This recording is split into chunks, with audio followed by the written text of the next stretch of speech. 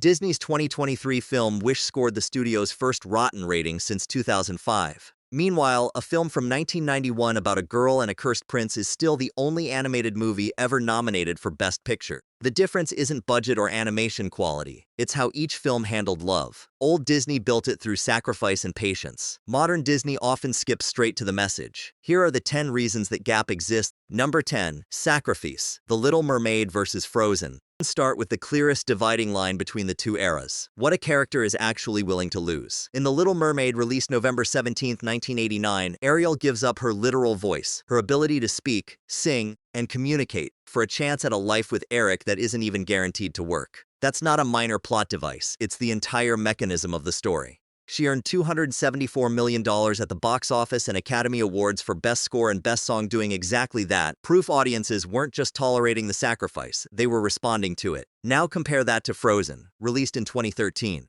Anna's whirlwind romance with Hans in Love is an Open Door costs her nothing because it was never real in the first place. Academic analysis published through Cambridge University Press documents the song as a deliberate parody of Disney's own insta-love formula, engineered so Hans simply mirrors whatever Anna says. It's a clever twist, and it's meant to expose how hollow that shorthand actually is. But notice what that means structurally. The romance in Frozen isn't a relationship that costs anything. It's a joke about a relationship that costs anything. The film's real sacrifice, Anna's act for her sister Elsa, is genuinely moving, but it happens outside the romantic relationship entirely. Ariel loses something to get love. Anna's actual love interest loses her nothing, because he was never real to begin with. That gap, one film making the audience feel the weight of a real trade, the other subverting the idea of a trade altogether, sets up the second half of the old formula. How long each era is willing to make you wait for the payoff. Number 9. Patience. Beauty and the Beast versus Wish. Beauty and the Beast, released November 13, 1991, became the first animated film in history nominated for Best Picture at the Academy Awards, a distinction it held alone until Pixar's Up joined it in 2010. It also won Best Original Score and Best Original Song and pulled in over $424 million worldwide. And none of that happened fast. Belle and the Beast moved through hostility, distrust, small kindnesses, and quiet turning points. The library scene, the snowball fight, the dance that only happens after months of visible change on both sides. The film's lyricist, Howard Ashman, wrote most of these songs while dying of AIDS-related complications, finishing his contributions 8 months before the film premiered.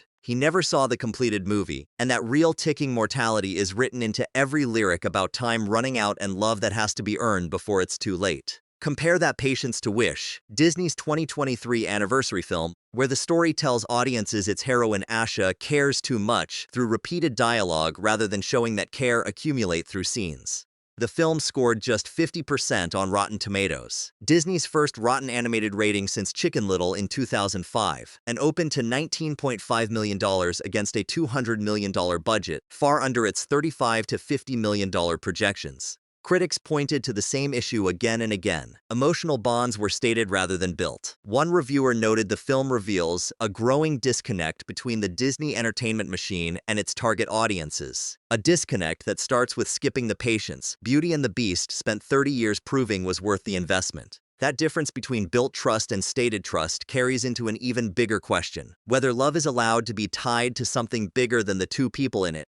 Number 8. Loyalty tied to duty. The Lion King vs. Encanto. Lion King, released in 1994, made nearly $968 million worldwide on a $45 million budget, making it the highest-grossing traditionally animated film in history at the time. But the reason it matters here isn't the box office. It's that the film refuses to treat romance as its own isolated plotline. Simba and Nala's bond is inseparable from responsibility, family, and legacy. Their reunion isn't two attractive lions running into each other. It's tangled up in guilt, exile, and Simba's refusal to take his place in the world. Nala isn't a reward waiting at the finish line, she's the one who confronts him and forces him to stop running. Simba can't resolve the relationship without resolving the duty, because they're the same arc. Now look at Encanto, released in 2021, a genuinely well-made film that deserves credit for its craft, but it has no central romance at all. Its focus, expressed through songs like Surface Pressure and Waiting on a Miracle, is family pressure and self-acceptance. And We Don't Talk About Bruno became one of the most streamed songs to ever come out of a Disney film.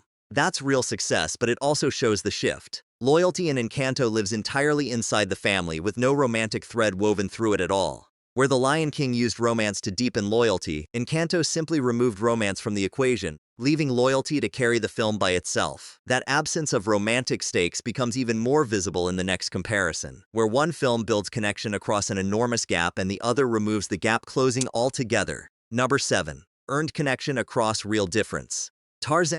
Moana Tarzan, released in 1999, closed out the Disney Renaissance and became the studio's most commercially successful film since The Lion King, earning $448 million worldwide and winning the Academy Award for Best Original Song with You'll Be in My Heart. What makes its romance distinct is the size of the gap it has to close. Jane and Tarzan don't just come from different backgrounds. He was raised by gorillas and has never spoken to another human being his own age. Their connection has to be built almost from zero. Language, trust, basic communication. The film lingers in the awkwardness and misunderstanding rather than rushing past it, and Disney backed that patience financially. Tarzan was the studio's most expensive animated film to that point, at $130 million. Much of it spent on new background animation technology just to make the jungle world feel real enough to justify the relationship happening inside it.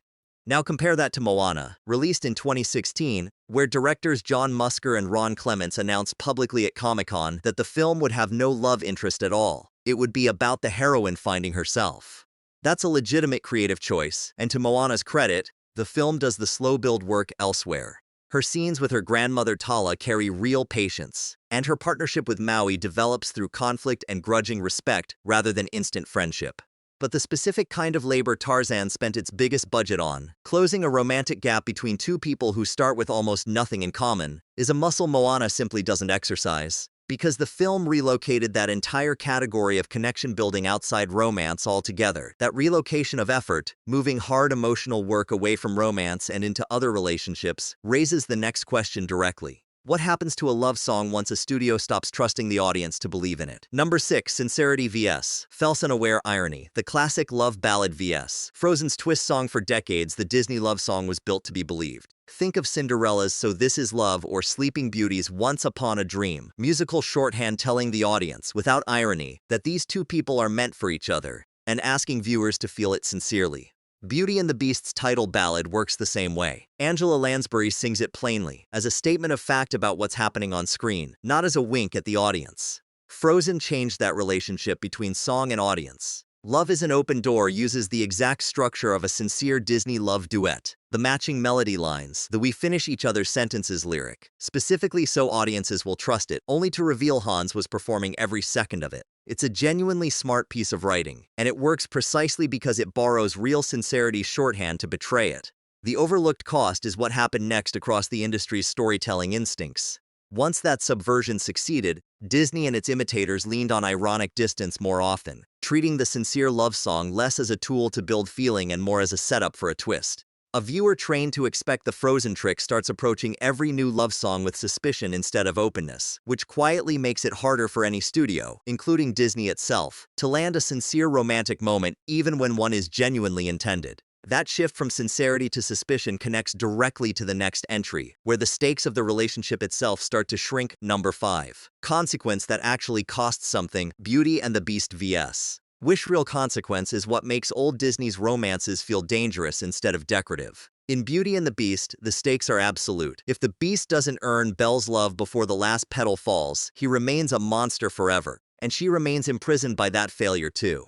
The film builds an entire ticking clock around the relationship succeeding or failing, and Belle's choice to stay, to return, to risk the mob and the curse, all carry weight because the alternative is genuinely permanent. Compare that to Wish, where the climactic conflict resolves not through anything the central relationships earn, but through collective wish magic. Asha rallies the citizens of Rosas to make a unified wish that overpowers the corrupted King Magnifico, who gets sealed inside his own staff. Notably, even Asha's own wish is never directly granted by Star. Screenwriter Jennifer Lee has explained that Star represents hope, possibility, wonder, joy, not a mechanism for making a specific outcome happen. That's a thoughtful thematic idea, but it also means the story's resolution isn't earned through a relationship's tested loyalty the way the Beast's transformation is. It's granted through a magical group effort that exists somewhat outside the personal stakes the film spent its first act building around Asha and her family. When the ending doesn't need the relationship to succeed or fail, the relationship stops carrying the weight of the story. That question, whether the ending needs the relationship, or just needs a resolution, is really the same question as whether the film's theme lives inside a relationship or gets stated separately from one. Number 4. Message replacing relationship. Belle's choice vs. Encanto's Songsin Beauty and the Beast. The film's meaning and its relationship are the same thing.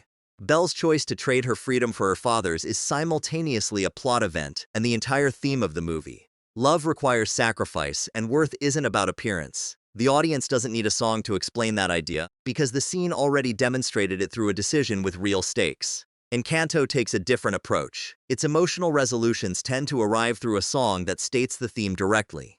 Mirabel realizing her worth, Luisa admitting her exhaustion in surface pressure, Isabella dropping her need for perfection. These are legitimate, well-written emotional beats, and the songs are genuinely popular for good reason. But notice the structural difference. A song that announces, "I feel pressure to be perfect," is telling the audience the theme, while a scene where a character makes a costly choice is showing the audience the theme through consequence. Both can move an audience, but they ask different things of the story around them. The second is far harder to write well, which is exactly why fewer modern films attempt it at the level Beauty and the Beast did in 1991. It's simply more efficient to let a song carry the theme in 3 minutes than to build it into every scene of an entire second act. That efficiency, a theme stated in one song instead of built across dozens of scenes, is really a symptom of how much time and resource each era was willing to spend on a relationship in the first place. Number 3. Time and resource actually spent on the bond. Turn to Tarzan for a moment, because the production choices reveal something the finished films only imply. Disney spent $130 million, its largest animated budget to that point, specifically developing new technology called deep canvas to make the jungle feel dense and real enough that Jane and Tarzan's growing connection inside it would feel earned rather than staged. That's an enormous resource commitment aimed almost entirely at supporting one relationship's believability. Moana, by contrast, is a technically extraordinary film. Its ocean animation and Te-Fiti sequences represent a different kind of ambitious investment. But that investment goes towards spectacle and world-building rather than romantic relationship time, because the film's creative choice was to remove romance from its resource allocation entirely. This isn't a criticism of Moana's craft. The film earned $643 million worldwide and its sequel crossed $1 billion, numbers that prove the choice worked commercially. It's an observation about where each era decided emotional labor budget should go.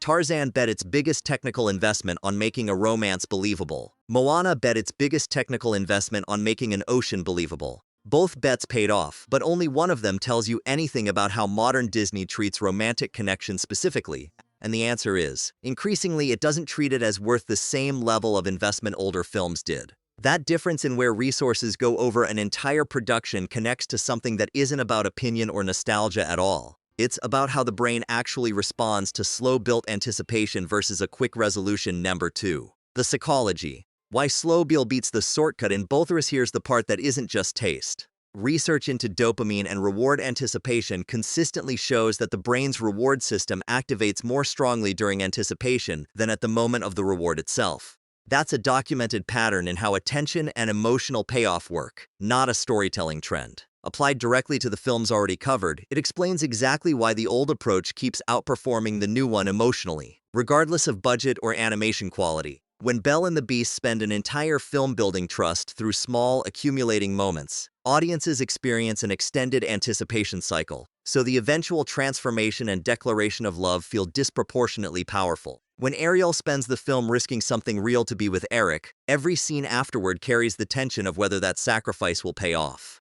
Compare that to a bond established in a single song, or a theme stated directly through lyrics rather than earned through scenes. There's no accumulated tension to release, so there's nothing for the payoff to be disproportionate to.